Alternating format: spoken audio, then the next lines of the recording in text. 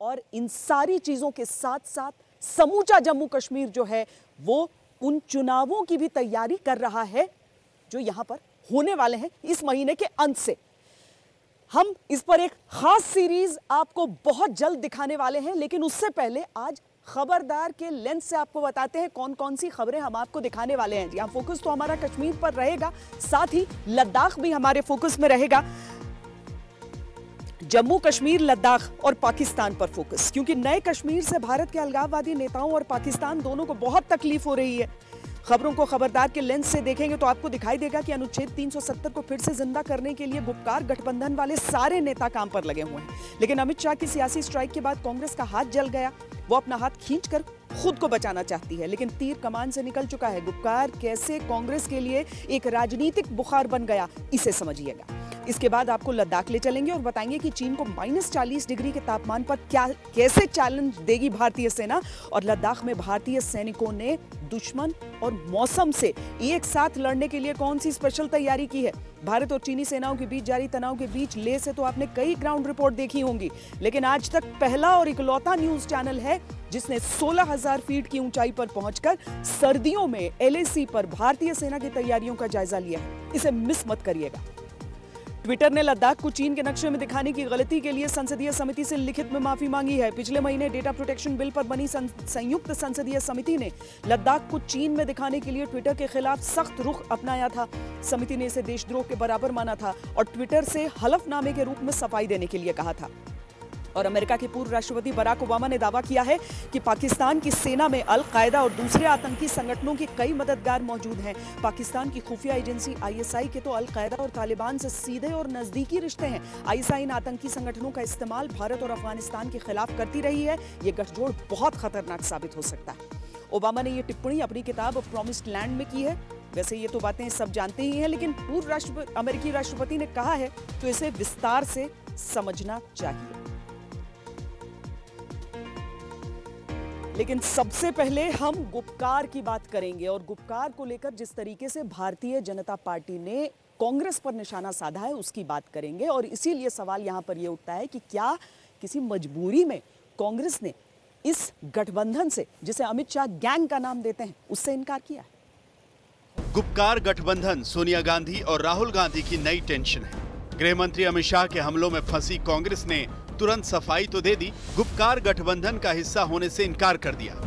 लेकिन ये सफाई किसी को समझ में नहीं आ रही, क्योंकि ये बात किसी से छिपी भी नहीं है कि गुपकार वालों के साथ कांग्रेस का हाथ पहले से था। 370 पर फैसले से पहले 4 अगस्त 2019 को गुपकार डिक्लेरेशन हुआ था। इस डिक्लेरेशन में कश्मीर की बड़ी पार्टियों के साथ कांग्रेस का भी समर्थन था। इसमें इन पार्टियों का भी संकल्प था कि कश्मीर के विशेष राज्य का दर्जा बदलने नहीं देंगे। एक साल बाद अनुच्छेद 370 को वापस लाने के मकसद से ही गुपकार गठबंधन बनाया गया। ये गुपकार गठबंधन कश्मीर में आने वाले DDC चुनाव भी मिलकर लड़ रहा है। अगेन अपना डबल फेस दिखा रहा है, अपना डबल फोर्क टंग दिखा रहा है। पहले गुपकार गुट का बिल्कुल हिस्सा रहा है कांग्रेस पार्टी। जब ये गुपकार गुट बनी थी उस मीटिंग में कांग्रेस के भी प्रतिनिधि जाकर मीर साहब वगैरह जाके बैठे थे। अब क्योंकि उनको ध्यान में आया कि घाटी में तो कुछ मिलना नहीं है, जो भी मिलना है जम्मू में है, जम्मू में कुछ वोट मिलना है, तो जाके अगर गुपकार गुट के साथ बैठेगा तो जम्मू में उनका नामो निशान नहीं रहेगा। इसलिए अपने राजनीतिक स्वार्थ के लिए आज दूसरी प्रकार की बातें बोल रहे हैं कि हम गुपकार गुट के नहीं है, हम अलग है वगैरह वगैरह। पर बिल्कुल गुपकार गुट ने जो अभी तक जो स्टैंड लेकर काम किया था उसमें कांग्रेस लगातार भागीदार रही है अभी तक। गुपकार गठबंधन पर कांग्रेस इसलिए फंस गई है क्योंकि एक तरफ कश्मीर में उसके नेता गुपकार वालों के साथ दिखते हैं, गुपकार गठबंधन के कर्ता धर्ताओं से मिलते हैं, उनकी बैठकों में जाते हैं, लेकिन दूसरी तरफ जब गृह मंत्री ने तीखे हमले किए, सोनिया गांधी और राहुल गांधी से जवाब मांग लिया, तो तुरंत कांग्रेस ने गुपकार गठबंधन से किनारा कर लिया। बीजेपी के हमलों पर कांग्रेस ने सफाई दी थी कि वो गुपकार गठबंधन का हिस्सा नहीं है और वो कश्मीर में DDC का चुनाव बीजेपी को बेनकाब करने के लिए लड़ रहे हैं। लेकिन अब कांग्रेस पर खुद गुपकार गठबंधन वाले निशाना साध रहे हैं और ये एक तरह से बता रहे हैं कि कांग्रेस गुपकार गठबंधन के साथ थी, लेकिन मजबूरी में अब इनकार कर रही है। इसे आप महबूबा मुफ्ती के इस ट्वीट से समझिए। बीजेपी के दुष्प्रचार के सामने कांग्रेस डिफेंसिव हो गई। बीजेपी जिस झूठ का प्रचार करती है और वो जो एजेंडा तय करती है, वो कांग्रेस को भी उसी लाइन पर चलने के लिए मजबूर कर देती है। इसी वजह से देश में मजबूत विपक्ष नहीं है और हम ऐसे दौर में आ गए हैं जहां संवैधानिक अधिकार मांगना भी एंटी नेशनल है। अब गुपकार गठबंधन भले ही ऐसी बातें करे, लेकिन महबूबा मुफ्ती की तिरंगे के अपमान वाली बात और फारूक अब्दुल्ला की चीन से मदद लेने वाली बात, ये देश विरोधी बातें कोई सहन नहीं कर सकता।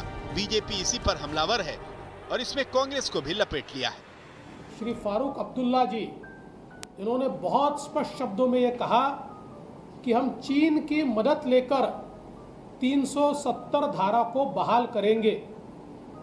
इस देश के अंदर इतने बड़े नेता चीन की मदद से हमारे जम्मू कश्मीर को 370 धारा के अधीन करने की बात करते हैं, लेकिन ऐसे फारूक अब्दुल्ला जी जिस गुपकर के अभिभावक है, जिस गुपकर के नेता है, उसके साथ कांग्रेस ने हाथ मिलाया है। साथ साथ महबूबा मुफ्ती। बीजेपी के इन्हीं हमलों ने कांग्रेस को परेशान कर दिया है, इसीलिए वो गुपकार गठबंधन से अपना हाथ खींच रही है। लेकिन कश्मीर में डिस्ट्रिक्ट डेवलपमेंट काउंसिल के चुनाव को ध्यान में रखकर कांग्रेस गुपकार गठबंधन वाली पार्टियों से पूरी तरह से नाता तोड़ना भी नहीं चाहती, इसीलिए वो बीजेपी के हमलों पर उसे कोस रही है। इलेक्टोरल अलायंस हो गया, डीडी से इलेक्शन हो गए, हमने कहा सब मिलके लड़ेंगे, तो उसमें कोई हर्ज, दे शुड वेलकम इट। तो वो क्यों इसकी ये मुखालिफ अलायंस में है, नहीं है? हम तो इलेक्टोरल अलायंस में हैं उनके साथ, इसमें कोई शक नहीं, तो हम तो पीछे नहीं हटेंगे। उसके लिए हम क्या एंटी नेशनल हो गए, उसके लिए हम पाकिस्तानी हो गए, उसके हम सेपरेटिस्ट हो गए। जब आपके साथ एनसी है तब तो ठीक है, जब आपके साथ पीडीपी है तो तब तो भी फिर ठीक है, जब आपके साथ वो नहीं है तो वो एंटी नेशनल हो गए, वो सेपरेटिस्ट हो गए, वो पाकिस्तानी हो गए, फिर कांग्रेस का नाम भी लेते हैं। कांग्रेस के स्थानीय नेता गुपकार गठबंधन के साथ दिख रहे हैं। उनका मानना है कि अगर कश्मीर में राजनीतिक प्रक्रिया आगे बढ़ रही है, वहां पर लोकल चुनाव हो रहे हैं, सभी पार्टियां इसमें हिस्सा ले रही हैं, तो बीजेपी को इसका स्वागत करना चाहिए था। लेकिन बीजेपी उल्टे हमले कर रही है और इस पर देशद्रोही का ठप्पा लगाने में लगी है। आज तक ब्यूरो। कश्मीर में अधिकतर इलाकों में 0 से नीचे तापमान जा रहा है, जहां पर हम खड़े हैं वहां पर भी। लेकिन ये जो तापमान है वो चुनावों के कारण और गुपकार का ये जो मुद्दा उठाया जा रहा है इस गठबंधन का, उस कारण गर्मी हर तरफ है। कांग्रेस पर जिस तरीके से गृह मंत्री अमित शाह ने कल निशाना साधा था, उसके बाद कांग्रेस पर ये जो सियासी स्ट्राइक हुई उसे जवाब देना ही पड़ा। अब राम माधव से हमने इस पर खास बातचीत की है, जरा सुनिए। आपकी पार्टी के निशाने पे लगातार गुपकार गैंग कहा जा रहा है उनको, एक नया जो गठबंधन बना है उनका ये कहना है धारा 370 की वापसी होनी चाहिए जम्मू कश्मीर के अंदर। तो आप, और वो कह रहे हैं कि इसमें चीन भी इंटरवीन करे, विदेशी ताकतें कहा जा रहा है आपकी पार्टी की तरफ से कि इंटरवीन करें। किस ढंग से देखते हैं पूरा, जो कि कह रहे हैं धारा 370 की बहाली वहाँ? मैं इसको गुपकार ग्रुप कहूँगा। जो गुपकार ग्रुप का जो रवैया रहा है प्रारंभ से, वह जम्मू कश्मीर के हितों के लिए घातक ही रहा है। एक प्रकार से वो लोग जम्मू कश्मीर, विशेषकर कश्मीर घाटी की जनता को गुमराह कर रहे हैं, मूर्ख बनाने का प्रयास कर रहे हैं।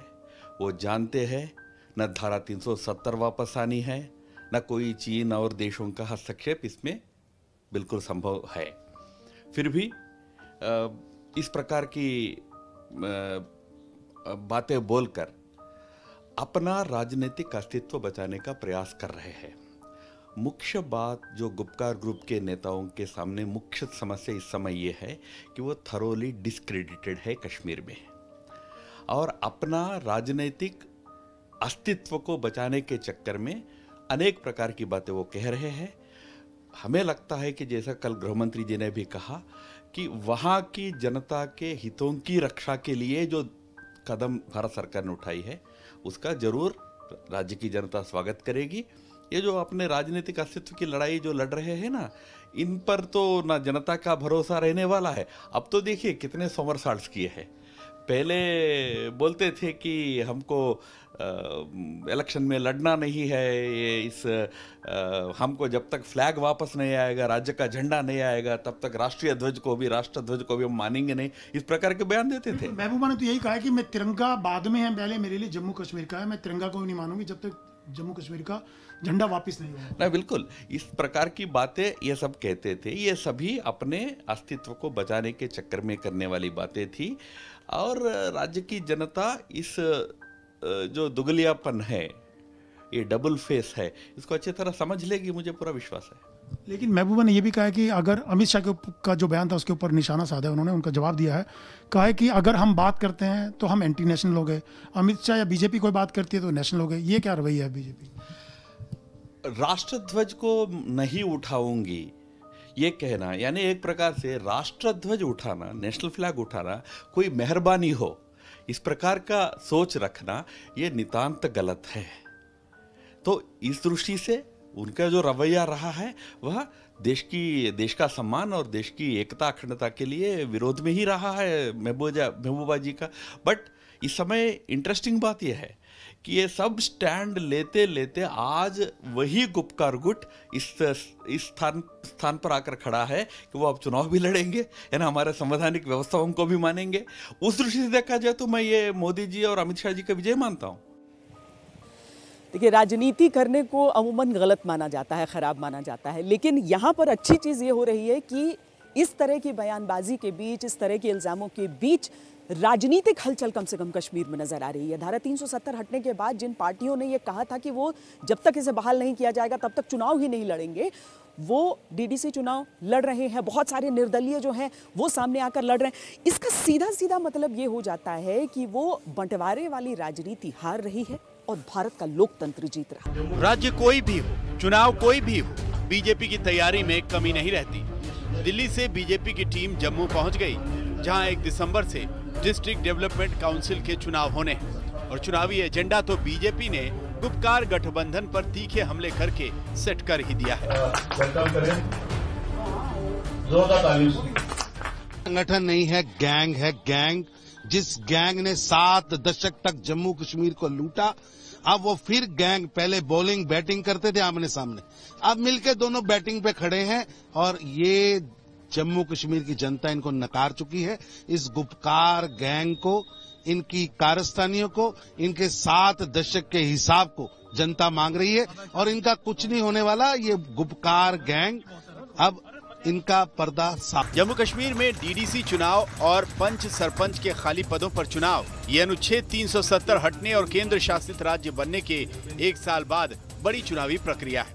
और इन चुनावों में दिलचस्पी इसलिए भी आ गई है क्योंकि 370 वापस लाने के मकसद से बने गुपकार गठबंधन ने पीपल्स अलायंस बनाकर इन चुनावों में हिस्सा लेने का ऐलान कर दिया।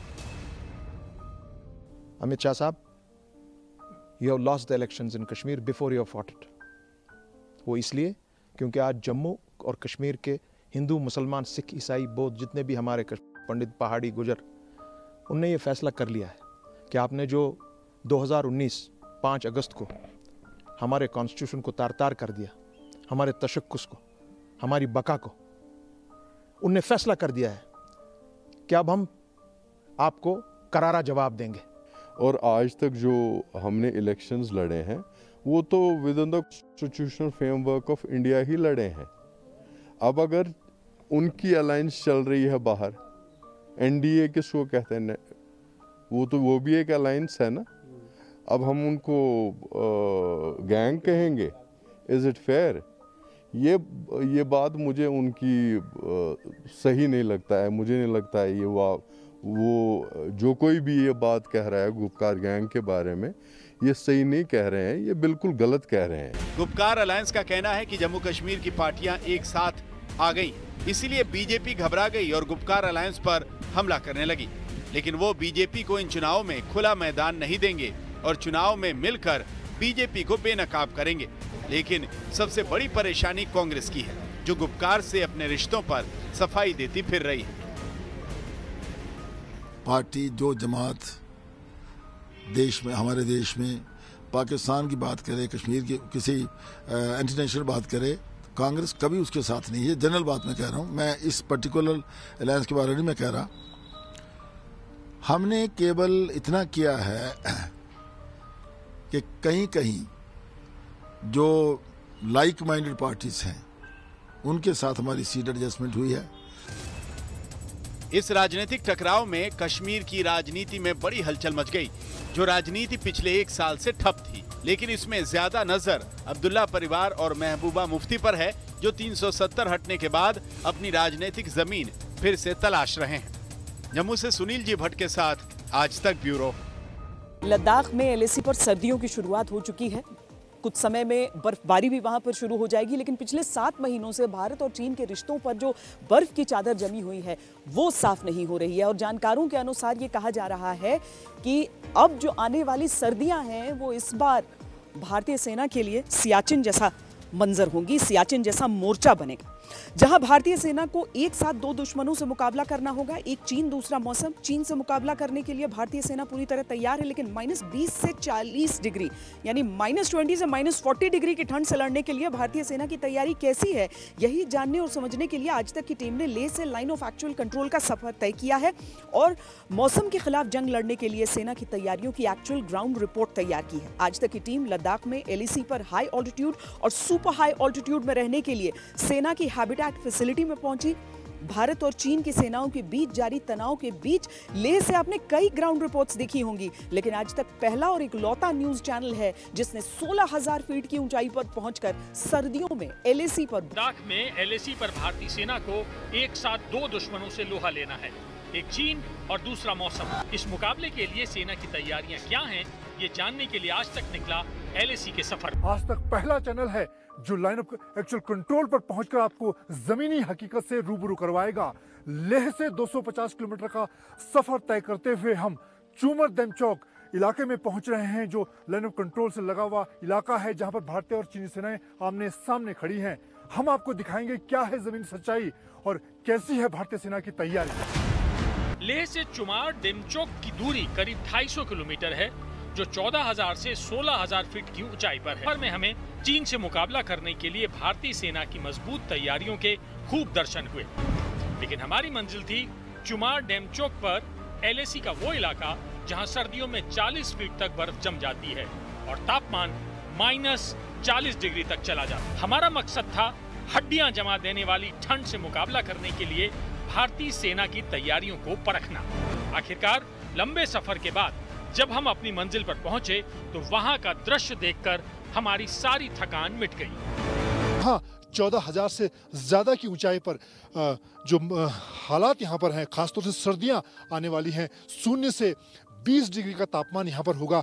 उससे निपटने के लिए सैनिकों के लिए ये प्री फैब्रिकेटेड हट्स तैयार किए गए हैं, जिससे आने वाले दिनों की जो तैयारी है दुश्मन के खिलाफ, उसको यहाँ पर उसका मुकाबला किया जा सके। हम आपको ये भी दिखाएंगे कि किस तरह से ये प्री फैब्रिकेटेड हट्स बनाए गए हैं, उनके अंदर किस तरह से 0 से 20 डिग्री के तापमान में हमारे जवान रह सकें, उस तरह के सुविधाएं वहाँ पर दी गई हैं। लद्दाख में चीन पर चौकस निगाह रखने वाले भारतीय सैनिकों को ठंड से बचाने वाले सुरक्षा कवच बनकर तैयार है। पूर्वी लद्दाख में एलएसी पर इस बार सर्दियों में 50,000 भारतीय सैनिक तैनात हैं।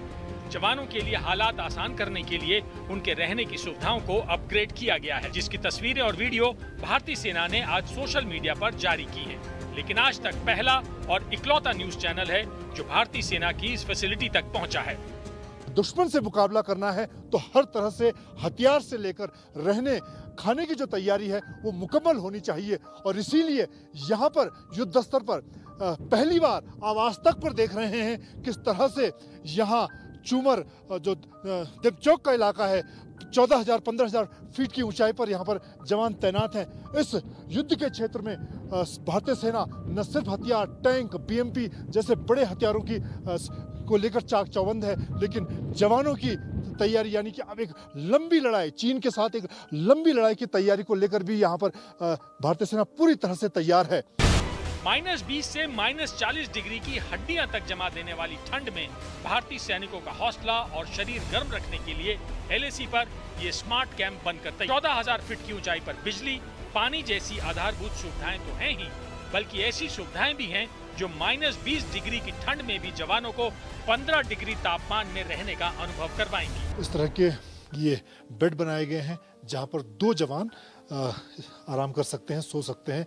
इसके साथ ही यहाँ पर जब तापमान 0 से 40 डिग्री या उससे नीचे होगा, उसके लिए ये हीटिंग सिस्टम यहाँ पर लगाए गए हैं जो तेल से जलेंगे और उसके बाद पूरा जो एरिया होगा वो गर्म हो जाएगा। इस तरह के हीटिंग सिस्टम हर 2 बेड के बाद लगाए गए हैं, जैसा कि हम आपको दिखा रहे हैं।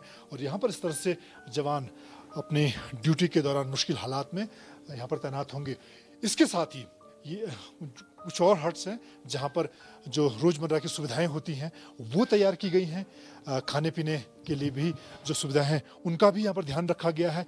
तो एक तरह से कोशिश ये की गई है कि मुश्किल हालात जरूर हों, लेकिन यहाँ पर न सिर्फ हथियार बल्कि राशन, उनके टेंटेज, अगर हम स्लीपिंग बैग की बात करें, अच्छी क्वालिटी के स्लीपिंग बैग, उनके लिए जैकेट्स, हर तरह के कपड़े, हर तरह की सुविधा यहाँ पर मौजूद हो। जैसे कि आप देख रहे हैं, हम कोर ऑफ इंजीनियर के सोल्जर्स विंटर हैबिटेट बनाने के काम में जुड़े हुए थे। इस कार्य में हमने लेटेस्ट टेक्नोलॉजी को इस्तेमाल करते हुए जवान के रहने के जगह, बाथरूम का फैसिलिटीज और हीटिंग अरेंजमेंट का इंतजाम किया गया है। हमारे इस शेल्टर्स कस्टम मेड है, जो कि ये क्योंकि एरेक्टेबल है और कंटेनराइज्ड शेल्टर्स है, जिसको लगाने में बहुत इजी है। और ये जो शेल्टर्स प्री फैब्रिकेटेड है, इसलिए इसके निर्माण में बहुत कम मात्रा में सीमेंट और सैंड का इस्तेमाल होगा। -20 से 40 डिग्री की ठंड से लड़ाई में आसानी से जीत दिलाने के लिए ये हैबिटेट फैसिलिटी भारतीय सैनिकों की वो सुरक्षा कवच है जिन्हें बर्फीली हवाएं नहीं चीर सकती। और जहां तक चीनी सेना की बात है, तो उसके मंसूबों को ठंडा करने के लिए भी भारतीय सेना की तैयारियों में कोई कमी नहीं है। इसमें कोई शक नहीं है कि लद्दाख की सर्दी सख्त और कड़ी है, और इसमें भी कोई शक नहीं है कि हम इस कठिन और सख्त सर्दी के लिए तैयार हैं। कन्वेंशनल शेल्टर्स, बैरल शेल्टर्स, पोटा कैबिन्स और कंटेनर्स, जहां जहां इनकी जरूरत है, इन्हें वहां पहुंचाया जा चुका है। लद्दाख में LAC पर इस बार की सर्दियों में काफी गर्म हवाएं चलने का पूर्वानुमान है, लेकिन भारतीय सेना की तैयारी पूरी है। ठंड और चीन दोनों दुश्मनों से एक साथ भारतीय सैनिक मुकाबला करेंगे, वो भी बड़े आराम से। पूर्वी लद्दाख में सीधे LAC से मंजीत नेगी, आज तक। तो एक तरफ लद्दाख में LAC का मोर्चा है जहां भारतीय सेना तैनात है, लेकिन भारतीय सेना को इसकी आदत है। भारतीय सेना इतने सालों से पाकिस्तान जैसे दुश्मन के सामने, जिस जगह पर मैं खड़ी हूं, यहां पर इस इलाके में तापमान जो है लगभग -8 डिग्री तक इस समय है। और यहाँ भी भारतीय सेना के जो जवान हैं लगातार तैनात रहते हैं। सामने से पाकिस्तान की ओर से जो सीज फायर वायलेशन होता है, रुक रुक कर आप वो गोलाबारी सुन सकते हैं, क्योंकि LOC पर हर एक सेक्टर में इस तरह की खबरें आम हैं। पिछले कुछ समय में, खासकर 370 हटने के बाद, तो यहाँ पर सीज फायर वायलेशन की अति कर दी है पाकिस्तान ने। लेकिन हम LAC की जानकारी आपको दे रहे हैं और हम कुछ और बातें आपको यहाँ पर बताते हैं, क्योंकि पिछले 7 महीनों में डिसएंगेजमेंट की कोशिशें कई बार हुई हैं, लेकिन अभी तक उस हिसाब से आगे कोई कदम बढ़ता हुआ नजर नहीं आया है। भारत की ओर से कोशिशें लगातार जारी हैं। आपको हम डिसएंगेजमेंट को लेकर जो 3 चरणों में पूरा करने की योजना इस बार तैयार की गई है, उसके बारे में भी विस्तार से समझाते हैं। पहले चरण में टैंक और अन्य हथियारबंद वाहनों को दोनों तरफ फ्रंटलाइन से पीछे हटाया जाएगा, सैनिकों की संख्या को कम किया जाएगा। दूसरे चरण में चीन के सैनिक फिंगर 4 को खाली करके फिंगर 8 के पीछे अपनी पुरानी स्थिति में लौटेंगे, जबकि भारतीय सैनिक फिंगर 2 के पास धनसिंह थापा पोस्ट तक वापस लौटेंगे। तीसरे और अंतिम चरण से दोनों सेनाएं पेंगोंग झील के दक्षिणी किनारे के साथ LAC पर अपने अपने स्थान से पीछे हटेंगी। इसमें चुशूल और रिजांगला इलाके की पहाड़ी चोटियां शामिल हैं। यानी आखिरकार भारत की कूटनीति और सैन्य तैयारियों के दबाव में चीन झुकता हुआ दिख रहा है। हालांकि पिछले अनुभवों के आधार पर भारत अब चीन पर भरोसा करने के मूड में नहीं है। वैसे भी डिसएंगेजमेंट की इस प्रक्रिया को पूरे होने में समय लगेगा। ऐसे में LAC पर भारतीय सेना ने नई और आधुनिक फैसिलिटी तैयार की है, अपने पोजीशन को मजबूत किया है, और इसी की एक्सक्लूसिव ग्राउंड रिपोर्ट हमने आज आपको दिखाई। तो एक तरफ हमारे जो सैनिक हैं वो अपने प्राणों को दांव पर लगाकर और रक्षा करते हैं इन सरहदों की, लेकिन ट्विटर जैसी जो वेबसाइट्स होती हैं, जैसे ऐप्स होते हैं, उनके लिए इन सरहदों का मोल क्या है वो उसे तब पता चला होगा जब लिखित तौर पर उसे हिंदुस्तान से माफी मांगनी पड़ी। ट्विटर ने नक्शे में लेह लद्दाख का जो पूरा इलाका है उसे चीन का इलाका दिखा दिया। हम आपको बताते हैं कि दरअसल हुआ क्या और किस तरीके से ट्विटर को यह समझाया गया कि उसकी हद क्या है। लेह लद्दाख पर ट्विटर की अकल ठिकाने आई, आप इसे समझिए। उससे पहले नए बने केंद्र शासित प्रदेश लद्दाख का आधिकारिक नक्शा देख लीजिए। आर्टिकल 370 के खात्मे के साथ ही भारतीय संसद में केंद्र शासित प्रदेश लद्दाख के गठन का प्रस्ताव पास हुआ था। केंद्र शासित प्रदेश लद्दाख में लेह और करगिल का जिला शामिल है। करगिल जिले को 1947 के जम्मू कश्मीर रियासत के लेह और लद्दाख जिले से पहले ही अलग कर बना लिया गया था। Jammu and Kashmir reorganisation second order 2019 के अनुसार करगिल के हिस्से को छोड़कर जो भी हिस्सा 1947 में लेह लद्दाख जिले में शामिल था वो लेह जिले का हिस्सा है, यानी गिलगित, गिल्डित, वजारत, चिल्हास और ट्राइबल टेरिटरी भी लेह जिले का हिस्सा है। इसी के आधार पर करगिल और लेह जिलों को मिलाकर केंद्र शासित प्रदेश लद्दाख का मैप बनाया गया। लेकिन ट्विटर पर केंद्र शासित प्रदेश लद्दाख का गलत नक्शा दिखाया जा रहा था। इसीलिए आईटी मंत्रालय ने 9 नवंबर को ट्विटर को नोटिस भेजा। ये नोटिस ट्विटर के ग्लोबल वाइस प्रेसिडेंट को भेजा गया। जवाब मांगा गया कि गलत नक्शा दिखाकर भारत की क्षेत्रीय अखंडता का अपमान करने पर कानूनी कार्रवाई आखिर क्यों ना हो।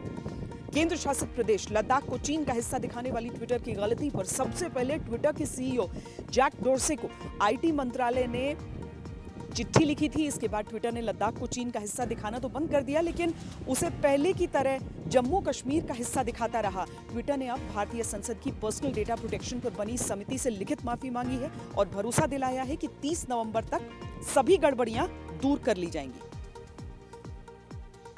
एफिडेविट उनका आया है और वो एफिडेविट डेनियल केरन जो उनके चीफ प्रिवेसी ऑफिसर हैं, उन्होंने जो है वो एफिडेविट साइन किया हुआ है, सॉन उनकी तरफ से है, जिसमें उन्होंने कहा है कि वो गलती मानते हैं कि जो गलत तरीके से लद्दाख के हिस्से को गलत जियो टैग करके चीन का हिस्सा दिखाया गया और उसको ठीक करने में उनको 30 नवंबर 2020 तक का समय लगेगा। वो उसको ठीक करके भी देंगे। और अब अमेरिका के पूर्व राष्ट्रपति बराक ओबामा की वो किताब, उस किताब का जिक्र करते हैं जिससे हर रोज कोई न कोई नया तूफान खड़ा हो जाता है। लेकिन इस बार बराक ओबामा की किताब का ये हिस्सा पाकिस्तान के आतंक चरित्र का पर्दाफाश कर रहा है। ओबामा की किताब अ प्रॉमिस्ड लैंड, जिसमें उन्होंने ये बताया कि पाकिस्तान में जब ओसामा बिन लादेन को मौत के घाट उतारा जा रहा था तो क्यों अमेरिका चाहता था कि पाकिस्तान को इस ऑपरेशन की भनक भी न लगे। उनकी किताब में लिखा है कि ये ओपन सीक्रेट था कि सेना और खासकर उसकी खुफिया सर्विस में कुछ लोग तालिबान और शायद अलकायदा से संबंध रखते थे। कभी कभार उन्हें रणनीतिक हथियार के तौर पर इस्तेमाल करते थे ताकि अफगान सरकार कमजोर बनी रहे और पाकिस्तान के नंबर 1 शत्रु भारत के साथ कभी एकजुट न हो पाए। ओबामा ने पाकिस्तान की कलई खोलते हुए आगे लिखा कि एबटाबाद कंपाउंड वेस्ट पॉइंट के समकक्ष पाकिस्तानी सेना के प्रतिष्ठान से कुछ ही दूरी पर था। इससे भी आसार बढ़ते थे कि अगर हम कुछ भी पाकिस्तानियों को बताएंगे तो हमारे टारगेट को खबर मिल जाएगी। एक पूर्व अमेरिकी राष्ट्रपति का यूं खुलकर पाकिस्तानी सेना और वहां की खुफिया एजेंसी के बारे में ये सब कहना मायने रखता है। इससे उन आरोपों की पुष्टि होती है जो पाकिस्तान पर लगते रहे हैं।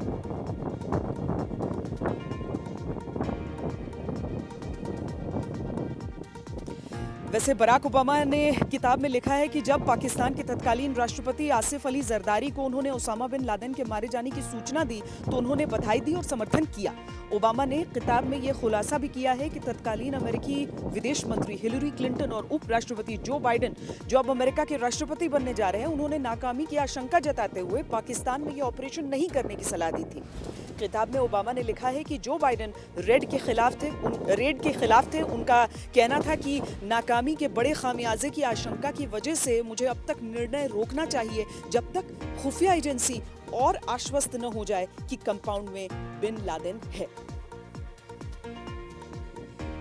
बराक ओबामा के ये सारे जो खुलासे हैं वो कभी भारत में सियासी भूचाल लाते हैं, लेकिन पाकिस्तान के इस आतंक चरित्र के बारे में जितना कुछ बराक ओबामा ने इसमें लिखा है वो पाकिस्तान को एक बार फिर अंतर्राष्ट्रीय पटल पर एक्सपोज करता है। रुक रहे हैं ब्रेक के लिए, रहिए खबरदार। नमस्कार, मैं हूं अंजना ओम कश्यप। हमें उम्मीद है ये वीडियो आपको पसंद आया होगा। लेटेस्ट खबरों के लिए यूं ही देखते रहिए आज तक, और इस वीडियो के पसंद आने पर लाइक, शेयर एंड सब्सक्राइब करना ना भूलें।